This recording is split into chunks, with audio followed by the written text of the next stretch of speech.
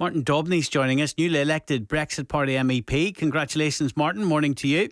Thank you, Mr. Nolan. Always been a fan of the show. Morning to you. And Kevin Maguire, Associate Editor of the Daily Mirror. Morning, Kevin.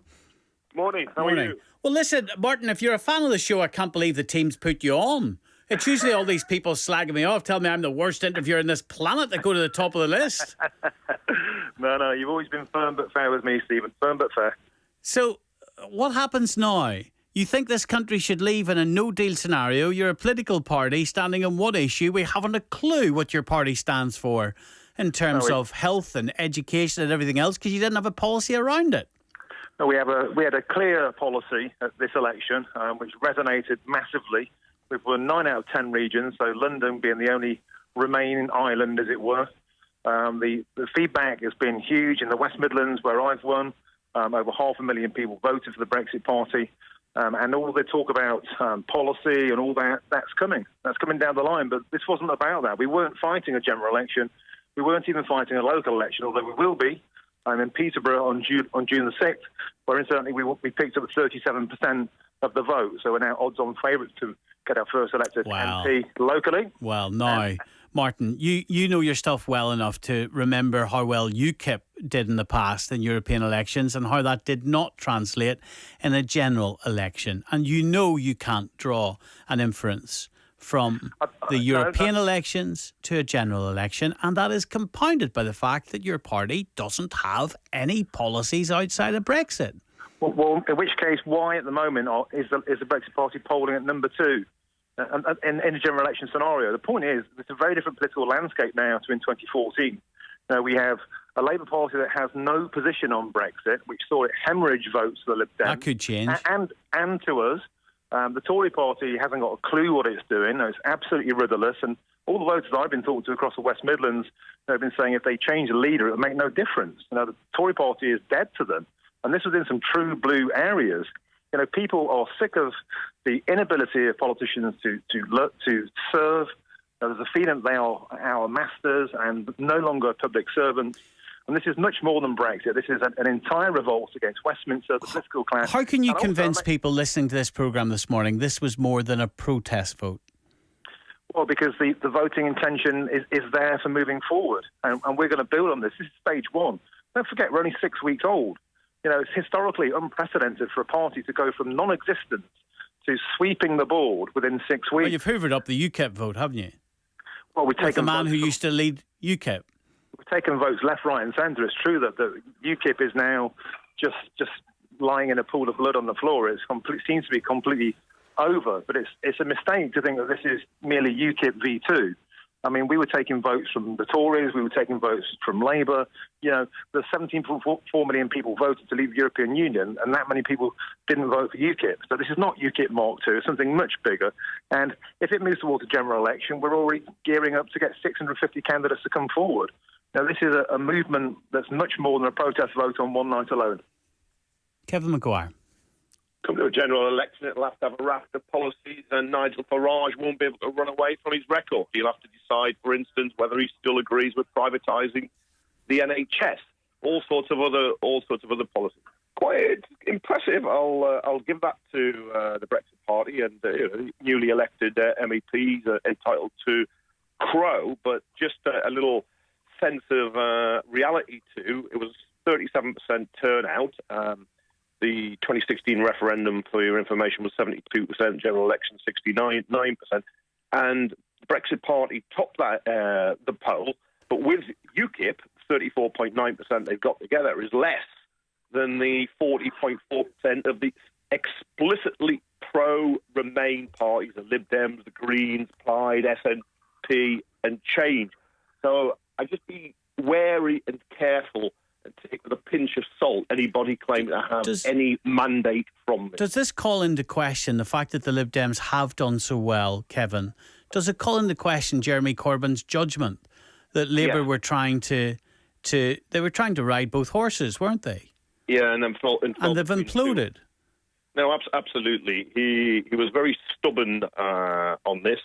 And in 2016, after the referendum, Labour MPs revolted, launched a coup, tried to topple him. blamed him for the referendum result then. I thought that was somewhat unfair because it was Cameron's folly. It was a Conservative Party catastrophe.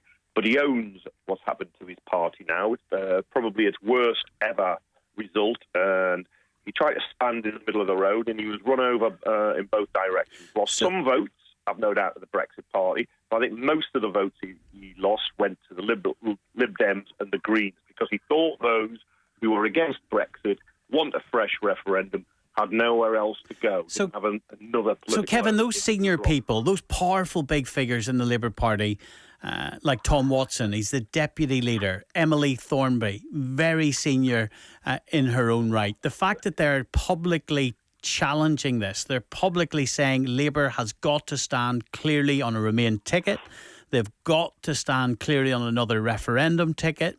What will happen to Corbyn? What will they do? How aggressive will they get if Corbyn refuses to budge?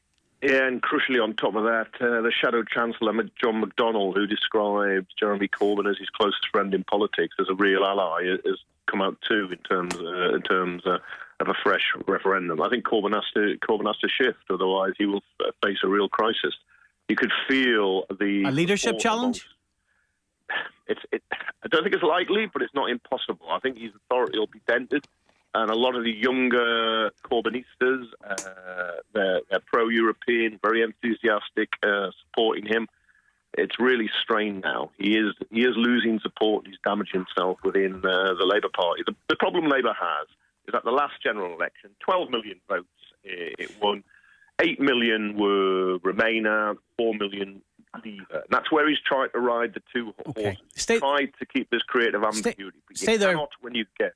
Stay there for me both, if you can, Martin and Kevin. Sure. Jeff's in Ballymena. Morning, Jeff. No, I'm in Newnabbey. Sorry, go ahead, mate. I'll say Carmody Hill. Good man. What would you like to say? I was glad to see last night's results because I'm a Brexiteer. We need to leave. The referendum was kicked out, and that's what needs to happen. What would a no-deal scenario mean for jobs in this country? Well, Stephen, it's not jobs in this country. It's a job in Europe. Because, as I said to your presenter earlier, for example, Volkswagen, German company, import 200,000 cars a year in the UK. Now, on top of that, you had Audi, you had Mercedes, you had BMW, you had Porsche. And do you think the Germans are going to just stand back and say, oh, thanks? Jeff, thank you. Gareth, morning, Gareth. Good morning, Stephen.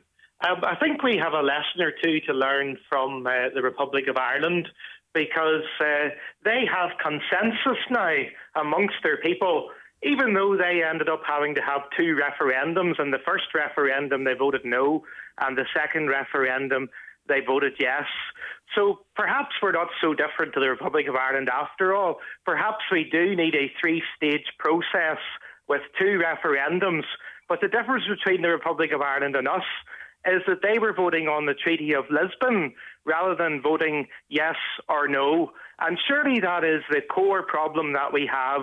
We weren't really voting for anything. We were voting basically on Article 50. We were voting on a tiny part of the Treaty of Lisbon. Whereas if we vote on the Treaty of Lisbon, then we actually know what we are voting for and what we are voting against. And we're also voting for or against a future relationship with the EU. Okay. Here's the number today, 03030 80 55 55. Martin Daubney, you're still with us, right?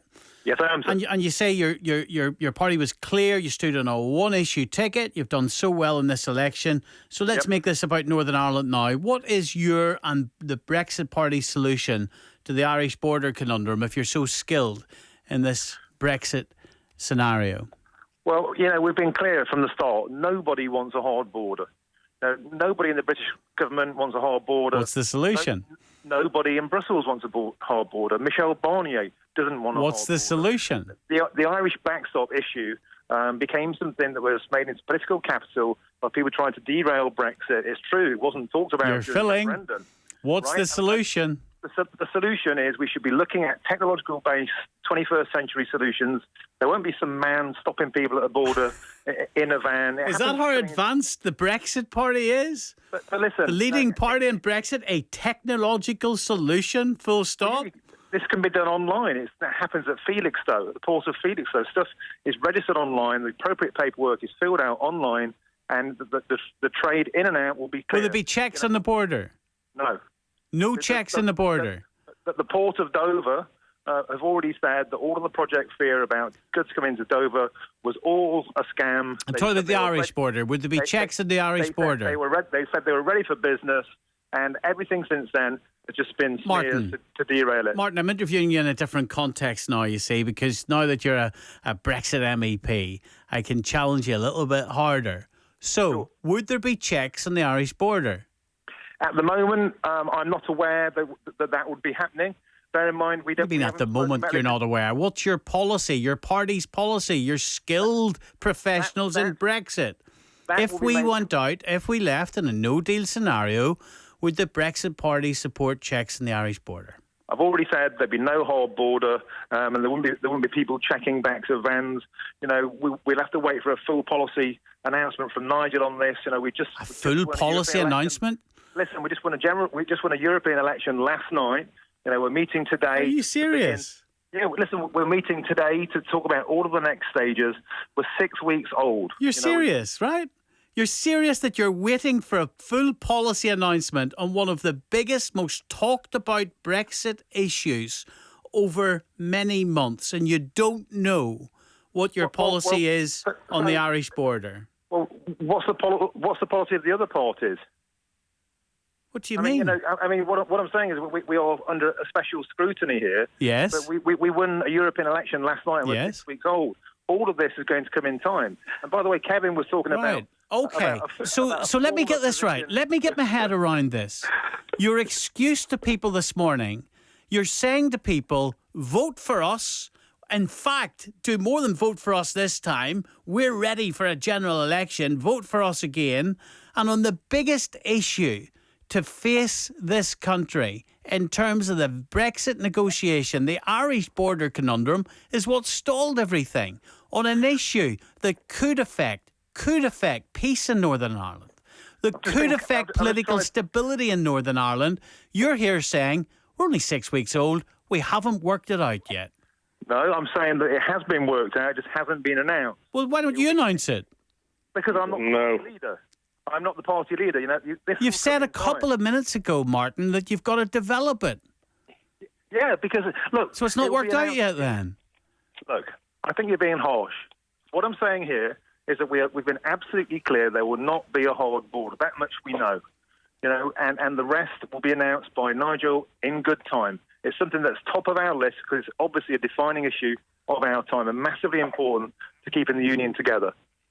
How has Nigel got the answer when it's taken 4 years of discussions now and nobody else has come up with it? Well, that's a good question. So, but you're pressing me for an answer from a party that's 6 weeks old when none of the establishment, including the European Union, has managed to come up with a solution in the meantime. Why didn't they announce it before the election? Because this is an election fought on Brexit. Yes, and the Irish border is a key issue on Brexit.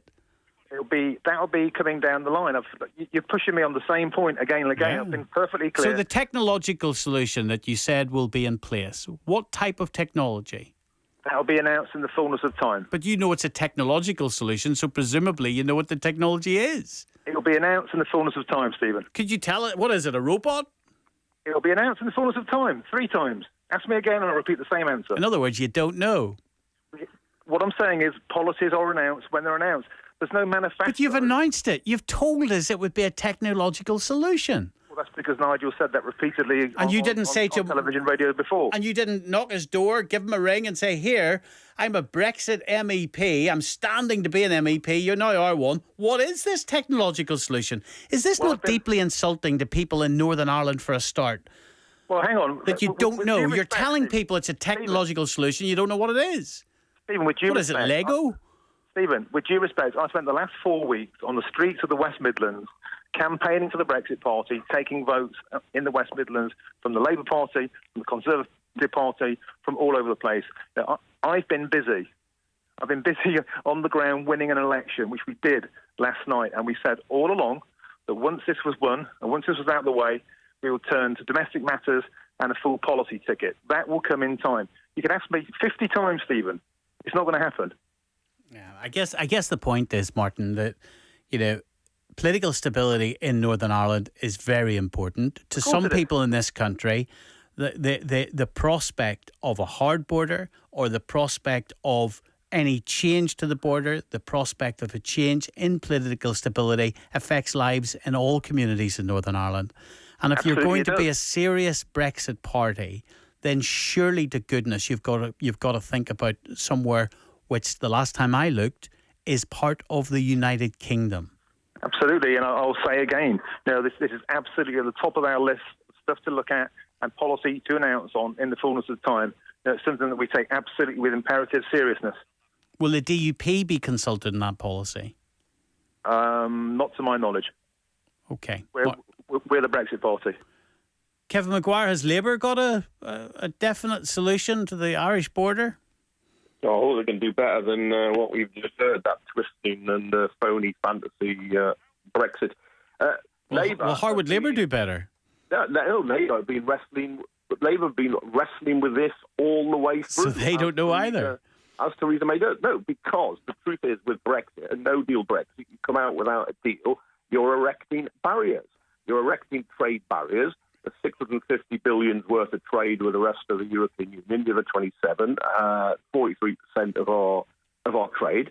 And there is this conundrum of the long fixed land border between the United Kingdom, the Republic of Ireland, and the European Union. And there is no answer I have yet seen how there will not be a hard border or some form of infrastructure if the UK isn't in the customs union and the single market. So it's unfair to push the Brexit people. You said you would hope Labour would do better. You're doing no better this morning.